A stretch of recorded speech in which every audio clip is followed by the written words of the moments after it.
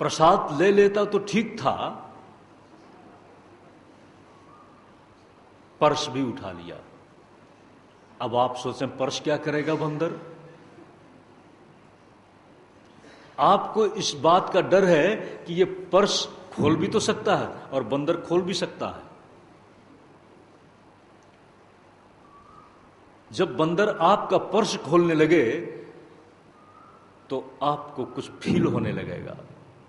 चलो उसमें कुछ नोट हो निकाल लें तो कोई बात नहीं। मान लीजिए माताओं की एक आदत होती है, कोई न कोई आभूषण अपने पर्स में भी रख लिया है और आभूषण निकालने की कोशिश बंदर कर सकता है, क्योंकि बंदर भी जानता है कि यह कोई कीमती चीज है।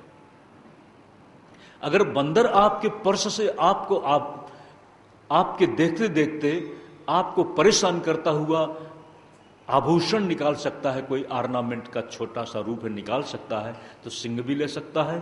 थोड़ी देर के लिए मान लो। और सिंह को मार करके जामवान ले लेते हैं और जामवान उस मणि को अपने छोटे से बेटे को जाकर दे देते हैं। और इसी के साथ द्वारकापुरी में एक बात फैल गई। सत्राजित ये प्रचार कर देते हैं कि मणि गायब हो गई। मणि कहाँ गायब हुई ये पता नहीं है। भगवान कृष्ण बहुत अपने मन में खिन्न है। खिन्न इसलिए है कि मैंने मणि को मांगा था और चूंकि मणि हो गई है सत्राजित के पास से गायब, इसलिए मेरे नाम पर ही यह लांछन लगेगा कि मैंने कोई षड्यंत्र से मणि को इधर उधर कर दिया, करा दिया। अपने ऊपर संभावित लांछन को दूर करने के लिए भगवान कृष्ण सत्राजित को बुलाकर पूछते हैं तुम्हारे घर के सब लोग कहाँ हैं? पता चला कि प्रसेन नहीं मिल रहा है और प्रसेन कई दिनों से गायब है। उस समय भगवान प्रसेन को ढूंढने के लिए निकल पड़ते हैं और प्रसेन की खोज में जब जंगल की तरफ जाते हैं तो और भी लोग हैं साथ में, बलराम भी हैं। एक गुफा दिखाई पड़ी और गुफा के पहले कुछ प्रसेन लगता है कि यहां पर किसी हिंसक पशु का शिकार हुआ है। लक्षण मिले, उन लक्षणों से आगे धीरे धीरे बढ़ रहे हैं, तब पता लगा, क्योंकि प्रसेन के कपड़े वगैरह तो देखे, इसी के साथ देखा कि एक पशु के बीच में भी लड़ाई हुई है। जब गुफा के करीब गए तो पद चिन्हों से पता चला कि निश्चित ही प्रसेन को मारने वाला कोई हिंसक पशु सिंह आदि, और सिंह भी किसी के द्वारा मारा गया है और जिसके द्वारा मारा गया है एक निशान की परंपरा है, निशान लगातार उसी तरफ दिखाई पड़ रहे हैं। धीरे धीरे गुफा में प्रवेश किया है और जब गुफा में प्रवेश किया है तो देखा एक बच्चा उस मणि के साथ खेल रहा था। अचानक गुफा में प्रवेश कोई अनजाना व्यक्ति कर गया है। जब ये जामवान को पता चला है तो जामवान मल्ल युद्ध करने लगे हैं कि आप यहां आए कैसे, हमारे अधिकार क्षेत्र में आपने प्रवेश कैसे किया। जामवान के साथ मल्ल युद्ध हुआ है, 28 दिन तक चला है और इसी के साथ बाहर जो लोग थे धीरे धीरे सब चले गए हैं। यही संसार की कहानी है। अंदर कोई जाने का साहस नहीं कर सका और जो बाहर खड़े थे वो भी चले गए। इसी प्रसंग में व्यथित होकर कि पता नहीं गुफा के अंदर क्या हुआ। आदमी को बहुत प्रेम होता है, लेकिन जब लगता है कि हमारा प्रेम भी हमारे लिए प्राणों पर संकट पैदा करने में कारण बन सकता है, तो लोग अपने प्रेमी को भी छोड़ देते हैं। वसुदेव जी ने यही देखा। वसुदेव जी तो गए भी नहीं थे। माता देवकी ने यही देखा। इसी के साथ भगवान कृष्ण किसी तरह से सुरक्षित लौट आए। सज्जनों, मां बाप की यही ममता उनको बड़ा ऊंचा पद दे सकी है। बेटे कैसे भी हों, लेकिन उनकी ममता उनको बार बार संवेदना से रुलाती रही है, हंसाती रही है, परेशान करती रही है। न मालूम कितनी उनकी उपेक्षा भी हुई है, लेकिन फिर भी उनकी ममता ने, उनके वात्सल्य ने अपनी शुभ कामना से उनको अलग नहीं होने दिया। बच्चों के प्रति शुभ कामना उनकी हमेशा रही है। उसी प्रसंग में वसुदेव जी ने देवी भागवत सुनने का संकल्प किया है। आपको ये बता दें, श्रीमद् भागवत परीक्षित जी के माध्यम से हम सब लोगों को मिली, और परीक्षित जी की अपनी एक अलग समस्या थी। उनको अपनी मृत्यु बहुत नजदीक दिख रही थी।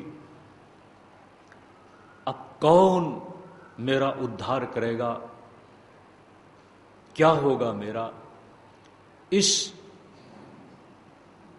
मनः स्थिति में श्रीमद् भागवत कथा का प्रारंभ हुआ है सुखदेव जी महाराज के द्वारा।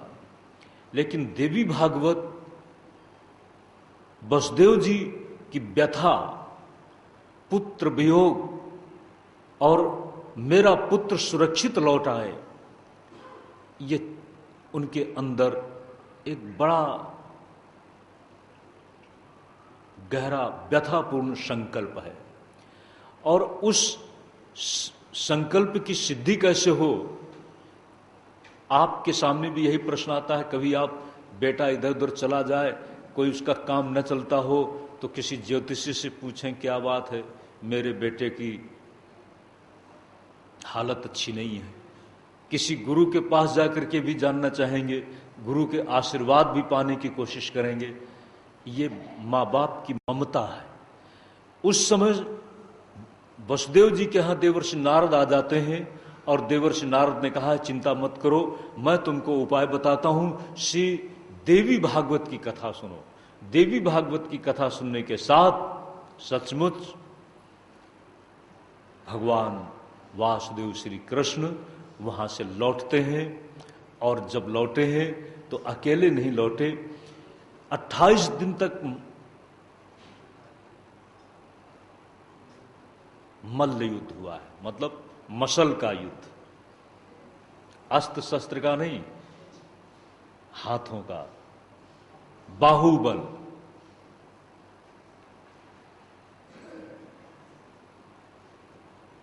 बाहुबल में जामवान बहुत बलवान थे। जामवान को भगवान राम ने कहा था कि कोई बात नहीं, तुम्हारे इस बाहुबल को मैं जानता हूं और इसको शांत मैं ही करूंगा। जामवान को लगा उनकी पूर्व स्मृति जग गई, और पूर्व स्मृति जगने के साथ ही देखा कि ये जो मुरलीधर, ऐसा लगता है कि मुरली तो रखते ही होंगे, मुरली, और लोगों ने कहा कि भगवान कृष्ण तो मर्यादा के साथ नहीं थे। ऐसी बात नहीं है। कृष्ण जैसा मर्यादा का रक्षक और मर्यादा के प्रति सजग कौन होगा? जिस समय राज्य गद्दी में बैठाने की बात आई है, कृष्ण कभी अपने आप को राज गद्दी में नहीं बैठाते हैं। इससे बड़ा मर्यादा का पोषक कौन होगा? आदमी मर्यादा उस समय तोड़ता है जब उसको अपना लाभ दिखता है। और कृष्ण जब गद्दी पर भी प्रश्न आता है बैठने का, तो अपने आप को नहीं बैठाते हैं, उग्रसेन को दिया है। बहुत वृद्धों के प्रति आदरणीय, अपनी व्यवस्था से, अपनी परंपरा से कृष्ण जुड़े हैं, जुड़े हुए होकर चलते हैं। मर्यादा रक्षा की बात सामान्य व्यक्ति को क्या पता होगा? बड़ी जल्दी कह डाला कि कृष्ण मर्यादा की परवाह नहीं करते। जैसा लगता है कि कृष्ण को भी मर्यादा सिखाने का कोई दुस्साहस कर रहा हो। और यह भी मतलब नहीं है कि कृष्ण मर्यादा के नाम पर उल्टा सुल्टा सब सहन कर लें। धोबी ने कह दिया और वैसा कर दिया। मर्यादा के नाम पर उल्टा पुल्टा कुछ भी बोल दो, लेकिन राम की अपनी बात है। ये जब हम बोल रहे हैं तो राम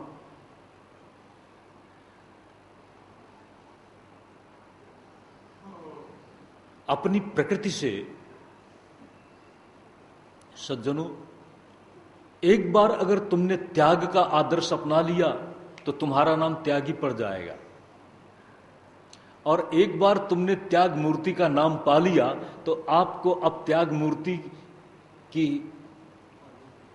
उपाधि मिली है, और वो जो उपाधि है आपके लिए निश्चित उपाधि बन जाएगी, निश्चित ही बनेगी। क्योंकि हमने सुना है कुछ लोग झगड़ रहे हैं। मैंने पूछा क्यों झगड़ रहे हो भाई? एक व्यक्ति झगड़े में बहुत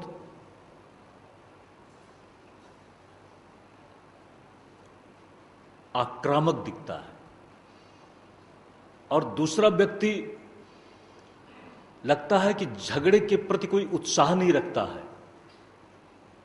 मैंने जानना चाहा क्यों झगड़े की बात क्यों चल रही है और इतना आप आक्रामक क्यों हो रहे हो। बात यह थी, एक गुजराती युवक था और दूसरा था उत्तर भारत का। उत्तर भारत का युवक कहता है कि आप गांधी के देश के होकर धीरज नहीं रखते, गांधी के देश के होकर, गांधी के प्रदेश, जिस गांधी का आदर्श रहा है सहन करना। मेरे सज्जनों, अब गांधीवादी होने का उपदेश कर रहा है उत्तर भारत का युवक उसको, और बड़ी धौंस दे करके, थप्पड़ उठा करके। मैंने कहा गांधी के देश का होकर यह मतलब नहीं कि तुम्हारे थप्पड़ को यह सहन कर लेगा। उसने कहा गांधीवादी परंपरा की बात करने वाले प्रदेश के लोग जब इतनी सरलता से चलते हैं तो ये व्यक्ति अपने आप में उस पूरे प्रदेश की जो अपनी पहचान है उस पहचान के खिलाफ चल रहा है। इसने जो है झगड़े की शुरुआत करने की कोशिश की। मैंने कहा ये मत सोचना, ध्यान देना सज्जनों, यही बात ज्यादातर देखी गई है। अगर आपने किसी आदर्श को पकड़ लिया तो उस आदर्श को आपको निर्वाह करना पड़ेगा। राम ने एक आदर्श के त्याग को अपना लिया तो उनको आजीवन उस त्याग की व्यवस्था को कभी कभी न चाहते भी अपनाना पड़ेगा, ढोना पड़ेगा। लेकिन कृष्ण बड़े अद्भुत हैं। कृष्ण ने अपने आप को पहले से ही एक अलग स्वतंत्र चेता के रूप में रखा है। मर्यादा का रक्षण वह सत्य और न्याय की, धर्म की कसौटी के साथ देखते हैं। सत्य, न्याय और धर्म, इन तीनों की कसौटी के साथ तो मर्यादा के साथ खड़े हैं। अगर सत्य नहीं है तो उसके साथ कृष्ण नहीं है। नीति नहीं है, न्याय नहीं है, तो कृष्ण उसके खिलाफ हो जाएंगे। धर्म नहीं है तो कृष्ण उसके साथ खिलाफ हो जाएंगे। आइए भगवान कृष्ण की बात। जब वापस लौटे जामवती के साथ, जामवान ने कहा था कि आप यहां आए, हमारी बहुत पुरानी बात थी, मुझे अपने बल पर गर्व था और मेरी हाथों में जो लड़ने की एक बड़ी पुरानी भाषा में बोलते हैं खुजली, आपने उस और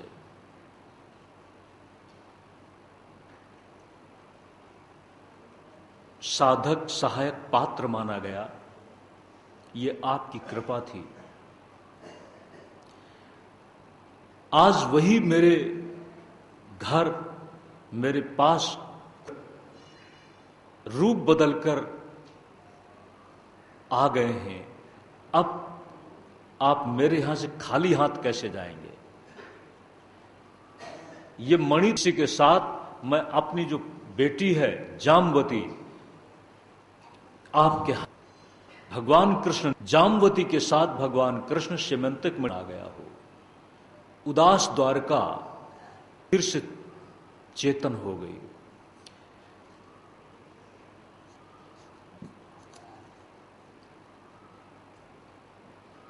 के साथ विधिवत विवाह हुआ। स्वयं कहा है अपने बारे में कि ये मेरे पर जो चोरी का लांछन लगा, मणि हरण का जो मेरे पर लांछन लगा, लांछन क्यों लांछन लगा? इसके पीछे एक कथा है कि भाद्र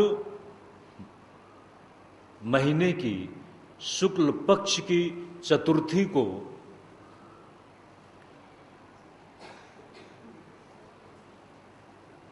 चतुर्थी का संबंध भगवान गणेश के साथ में है।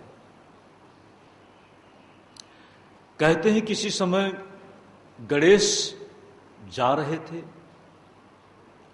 आपको पता है गणेश जी का पेट तो बड़ा ही है, लंबोदर नाम है। लंबोदरम परम सुंदर मेकदंतम, बड़ी अटपटी उनकी शरीर की व्यवस्था है। चलते चलते एक गड्ढे में पैर उनका पड़ता है और संतुलन बिगड़ गया। आप कभी गिरे हैं कि नहीं रास्ते में चलते चलते? अगर आप गिरे हैं तो आपको यह पता तो नहीं रहा क्यों गिरे। अब जब गिरने की बात आपको पता नहीं है तो गणेश जी भी गिर गए। और हर देखने वाला यही कहता है संभाल के चलना चाहिए तुमको, यही कहता है ना, अरे कम से कम ठीक तरह से चलो। बाद में लोग समझाते हैं कि ठीक तरह से चलना।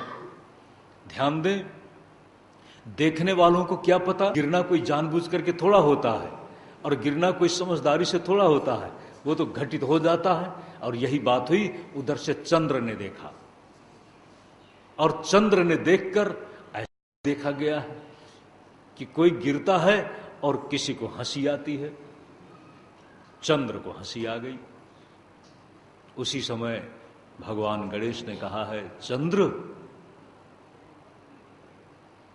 किसी के गिरने पर मजाक नहीं उड़ाना चाहिए।